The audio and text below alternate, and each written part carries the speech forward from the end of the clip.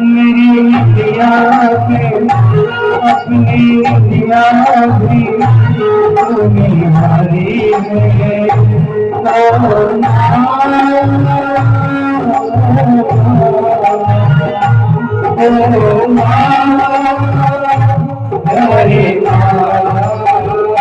कितनी अच्छी है, कितनी बुरी है, प्यारी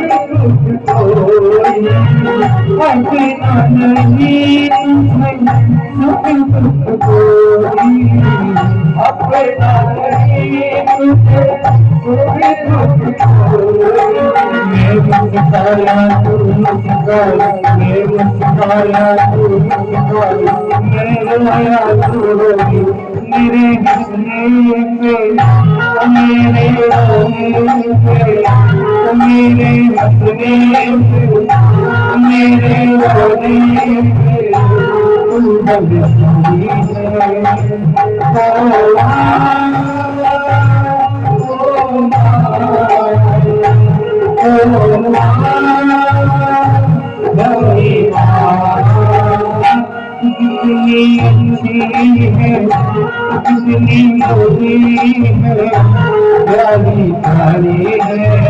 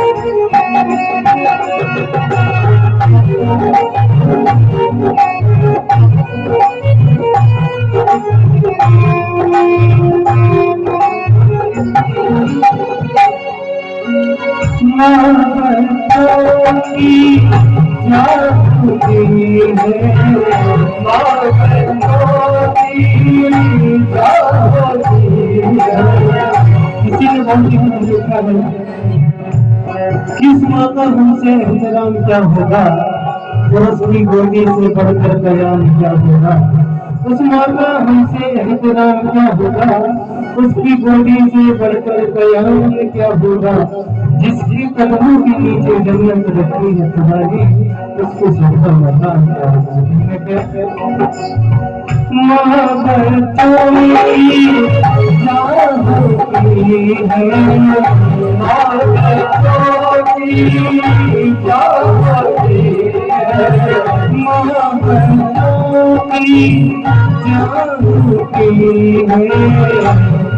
बच्चों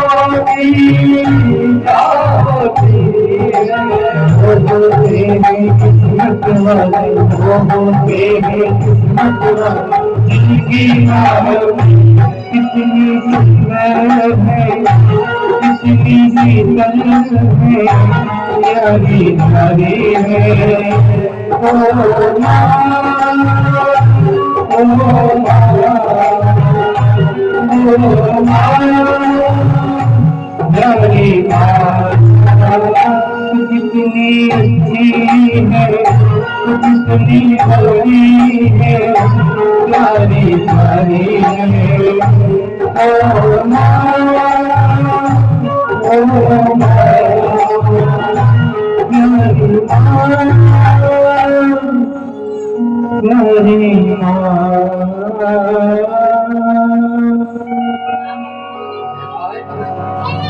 अपने हाथ जोड़ के बैठी है नाथ, इसे छोड़ दो, इसे मत मारो।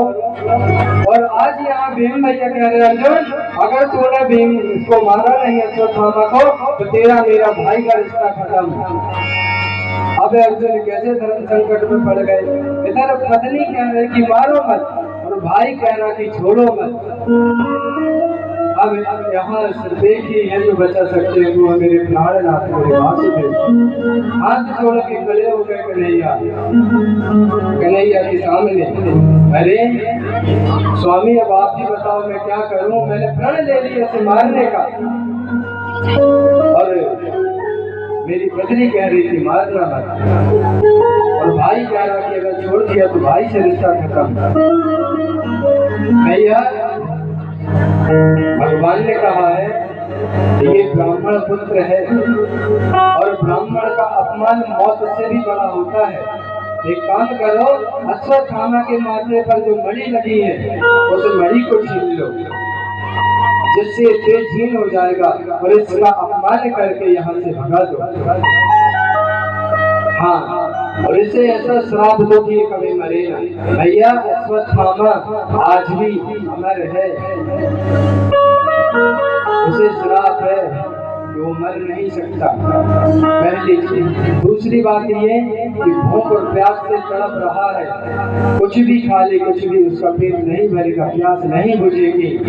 और ऐसा करके आज अर्जुन ने नगर से बाहर कर दिया अश्वत्थामा को। अश्वत्थामा अपने क्रोधाग्नि में भूल गया कि मैं क्या कर रहा हूँ। उसने एक ब्रह्मास्त्र उठाया और अर्जुन के ऊपर चला दिया। अब अर्जुन प्राण बचाकर भगे, दौड़ लगा दिए, वासुदेव मुझे बचाओ। उसने ब्रह्मास्त्र चला दिया। भगवान ने कहा कांटे को कांटे से निकालता, अगर उसने ब्रह्मास्त्र चलाया अर्जुन तो तू भी ब्रह्मास्त्र चला, मैं देख लूंगा। भैया, ब्रह्मास्त्र ऐसा था कि अगर एक ब्रह्मास्त्र चल जाए पूरा ब्रह्मांड नष्ट हो जाएगा, और यहाँ तो दो चला दिए। राजा ब्रह्मांड में जब वो ब्रह्मास्त्र चलाए गए तो भगवान ने अपने तप से उनको फूलों की तरह बना दिया और अपने चरणों में निवास कर दिया। ब्रह्मास्त्र चले और फूल की वंशा बन के भगवान के कदमों में गिर पड़े। जब देखा कि मैं पांडवों का कुछ नहीं कर सकता, तब अश्वत्थामा ने अभिमन्यु की पत्नी उत्तरा, जिसके गर्भ में एक बालक अभी पल रहा था, आज अश्वत्थामा ने अगली बार उत्तरा के गर्भ में चला दी और गर्भ में उस बेटे को छिन्न भिन्न कर दिया, जला दिया। तब उस समय उत्तरा दर्द से कराही तड़पी और आवाज लगाए, पाहि पाहि महायोगी देव देव जगत्पते नान्यं तद्भयं पश्ये यत्र मृत्यो परस्परम्। हे योगेश्वर, आप मेरी रक्षा करें, चाहे मेरे प्राण ले लें, लेकिन मेरे गर्भ में जो बालक पल रहा है, जो जलाग्नि में जल गया है, उसकी आप रक्षा करें। इसके बदले में आप मेरे प्राण ले लें, लेकिन मेरे बच्चे को बचाएं। तब भगवान अंगुष्ठ के समान रूप धारण करके उत्तरा के गर्भ में प्रवेश कर जाते हैं और आज उसे गर्भ की रक्षा करते हैं। बाद में जब बच्चा जन्म लेता है तो उसका नाम विष्णु रथ रखा जाता है, जिसे आज हम परीक्षित के नाम से जानते हैं। ये परीक्षित जिनका जन्म से नाम रखा गया था, वो रखा गया था विष्णु रथ। ये अभिमन्यु के पुत्र थे। अभिमन्यु को भी धोखे से मारा गया, इसकी कथा कल बताई गई। महाभारत में और भी चर्चाएं हैं। यहाँ से भगवान द्वारिका जाते हैं, कुंती को बड़ा दुख होता है। भगवान कहते हैं बुआ रो मत। तब कुंती कहती है प्रभु अगर है ना, मैं तो अभी तक तुम्हें भतीजा समझ रही थी, लेकिन तुम तो परमेश्वर हो, गीता का ज्ञान देने वाले हो। तो सुनो, जाते जाते मुझे वरदान दे जाओ। वासुदेव कहते अरे बुआ मैं कैसे वरदान दे सकता हूँ तुम्हें।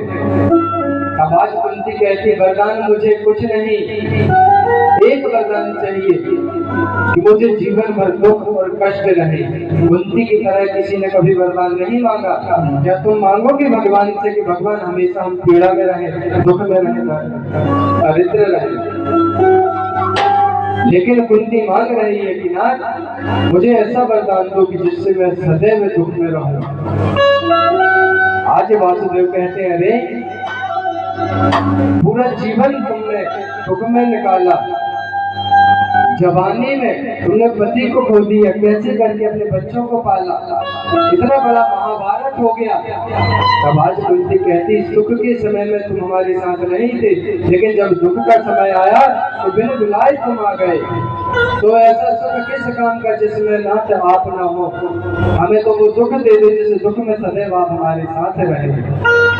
हम उस सुख में सुखी नहीं है, हम उस दुख में सुखी है जिस दुख में आप हमारे साथ हो। भगवान कहते हैं बुआ ऐसा वरदान न मांगो। आगे जाकर चले हैं तो भीष्म पितामह की याद आ गई। इस कथा को भी संक्षेप में विस्तार से कल बताएंगे हम, क्योंकि महाआरती होनी है और ये महाआरती प्रतिदिन होगी। तो समय भले थोड़ा सा लेट हो जाए, लेकिन आरती करके ही जाए, है ना। भीष्म पितामह शेष शैया में पड़े हुए आज भगवान ने यहाँ आकर दर्शन दिया, लेकिन भगवान ऐसे किसी को दर्शन नहीं देते भैया। भगवान साधारण तरीके से किसी को दर्शन नहीं देते। इसमें भीष्म पितामह ने बहुत तप किया है। संक्षेप में बताता हूँ क्या तब किया है और शेष शैया में क्यों सोना पड़ा। इसके दो कारण हैं। शेष शैया में इसलिए सोना पड़ा कि भीष्म पितामह आज से 100 वर्ष पहले एक राजा थे। शिकार खेलने गए, बाण की नोक से रास्ते में एक सर्प पड़ा था। बाण की नोक से सर्प उठाया, कांटों में फेंक दिया। 6 महीने वो सर्प कांटों में पड़ा रहा और तड़प तड़प के उसने प्राण छोड़ दिए। बाद भीष्म पितामह को इसलिए शेष शैया पे सोना पड़ा क्योंकि कांटे में सर्प को डाला था। आज वो सर्प अर्जुन बन के आया और आज उसे सर्प के द्वारा अर्जुन ने अपना 100 जन्म पहले का बदला ले लिया। पहली बात। दूसरी ये कि भगवान ऐसे दर्शन नहीं देते तो भीष्म पितामह को दर्शन क्यों दिया? भीष्म पितामह 5 मिनट की कथा और है, फिर हम आरती की ओर चलते हैं। भीष्म पितामह चौथे भैया, वो गंगा पुत्र है। पिता का नाम शांतनु था, याद है ना? शांतनु जी जो थे वो एक स्त्री से प्रेम करने लगे। भीष्म पितामह उस समय अपनी जवानी पे थे, शादी के योग्य थे। इस कथा को ध्यान से सुनना भैया, ये कथा सुनने नहीं मिलेगी। शांतनु जी जो थे वो एक स्त्री से प्रेम करने लगे। कब? बुढ़ापे में, जब बेटा जवान हो चुका था। और एक ऐसे स्त्री से, अपने ही दासी के, अपने ही दास की पुत्री से। भीष्म पितामह तो ये बात मालूम नहीं थी। शांतनु जी दास के यहाँ जाते हैं और दास से कहते हैं, दास मैं तुम्हारी पुत्री से विवाह करना चाहता हूँ। तो दास कहता है, महाराज आप तो राजा हैं, मैं मना भी करूंगा तो मेरी पुत्री उठा के ले जाओगे। इससे अच्छा मैं खुद विवाह करा दूंगा, लेकिन सुनो मेरी एक शर्त है। शर्त क्या? कि मेरी पुत्री से जो भी बेटा होगा वो इस राज्य का राज्याधिकारी कहलाएगा, अन्यथा कोई और राजा नहीं बनेगा। और तुम्हारा एक बेटा है भीष्म, और वो उस राज्य का उत्तराधिकारी है। आज शांतनु जी बड़ी चिंता में आ गए, लौट आए घर में बिना कुछ बोले, और अब वो उदास रहने लगे। चेहरा उतर गया। 1 2 3 4 5 दिन, 1 हफ्ता बीता। भीष्म जी ने सोचा कि मेरे पिता कुछ दिनों से उदास है, क्या बात है? अब भीष्म पितामह खुद तो पूछ नहीं सकते पिता से कि आप उदास क्यों हैं। एक सेवक के द्वारा सूचना भेजी कि पिताजी से पूछो वो दुखी क्यों है।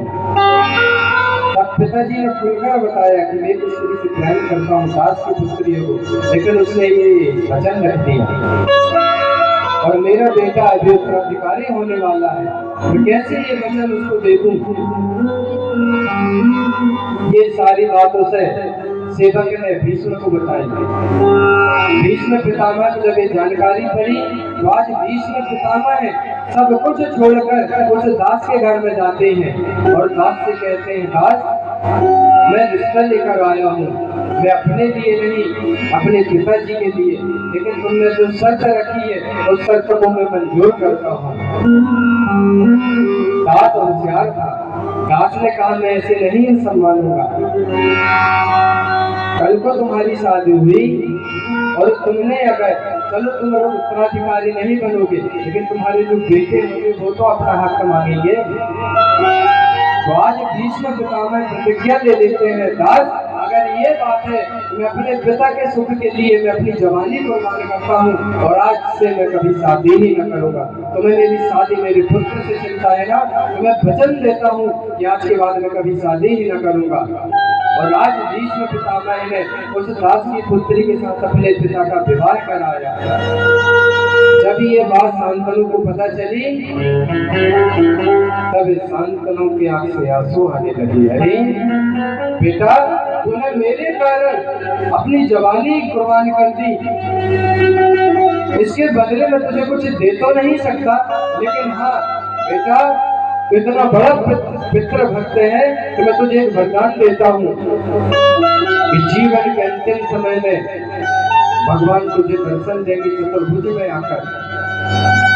आज ये पिता का वरदान कि आज भीष्म पितामह शेर से ये पर सोए हुए हैं और आज भगवान चतुर्युग में आकर चतुर्भुज में खड़े होकर भीष्म पितामह को दर्शन दे रहे हैं। तो मैया माता की, पिता की अगर तुम दिल से सेवा करोगे ना, और अगर माँ बाप के दिल से एक बार निकल गया कि तुम तरक्की करो, तुम खुश रहो, तुम स्वस्थ रहो, या परमात्मा की भक्ति में जाओ, या परमात्मा के दर्शन हो, तो तुम्हें भगवान दर्शन देने आएंगे। चाहे जीवन में तुम कुछ तब करो चाहे नहीं, जीवन में माँ बाप का दिल कभी मत दुखाना भैया। इसका पश्चाताप बहुत बुरा होता है। जिसके लिए न जाने कितने नरक बनाए गए हैं, एक बार माँ और एक बार पिता और एक बार गुरु जी का अपमान करने से कितना नरक भोगना पड़ता है कि हम उसकी व्याख्या भी नहीं कर सकते। हमने पढ़ा है, रोम रोम खड़ा हो जाता है जब उस कथा को पढ़कर कि ऐसे ऐसे नरक भी हैं। आप बहुत सुखी हो भैया, भगवान ने स्वस्थ बनाया है, हाथ पैर दिए हैं, आंख दिए, कान दिए, सुंदर चेहरा दिया है। अब और क्या चाहिए? शरीर से बड़ी कोई संपत्ति हो सकती है क्या? मैं समझता हूं अगर आपके घर में कोई व्यक्ति पड़ा है जो मरने वाला है, अब जीवन में जितना धन कमाया है लगा देना, मरने वाले को बचा नहीं सकता। जब भगवान ने अनमोल रत्न, अनमोल धन हमें दिया है और हमें मालूम है माँ बाप की सेवा करना चाहिए, उसके बाद भी हम नहीं करते। कहते हैं शादी होने के बाद बेटा बदल जाता है, कहते हैं ना भैया, क्यों बदल जाता है? बदलने में कहीं ना कहीं हमारा हाथ होता है। शादी से पहले पिता ने कहा यहाँ खड़े रहना, तो बेटा खड़ा है, और शादी के बाद सीधे मुंह बात भी नहीं करना। क्यों? क्या हो गया? कौन सा चमत्कार हो गया शादी के बाद?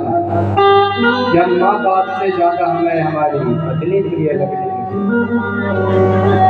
ये नहीं कहता कि पत्नी का सम्मान न करो या पति का सम्मान न करो, सम्मान करो, लेकिन अपने माँ बाप को न भूलो। जिनके माँ बाप नहीं है उनसे पूछो, तड़पते हैं कि एक बार अगर स्वप्न में भी दर्शन हो जाए ना, आंख में आंसू आ जाते हैं। और जीते जी मरने की दुआ करते हैं, घर से भगाने के लिए। आज इतने वृद्धाश्रम क्यों खुल रहे हैं? हमारे आपके कारण ना। जिस माँ ने पाल पोस कर इतना बड़ा कर दिया कि हम उसका कर्ज चुका सकते हैं? बताओ, सास भी तो माँ है। पति को परमेश्वर समझते हो तो परमेश्वर की माँ कौन है? सास उसकी तुम्हारी क्या हुई? माँ से ऊपर दर्जा हो गया? नहीं हुआ। पति कौन है तुम्हारा? परमेश्वर है ना। तो सास दुश्मन क्यों? जनता सवाल पूछती है।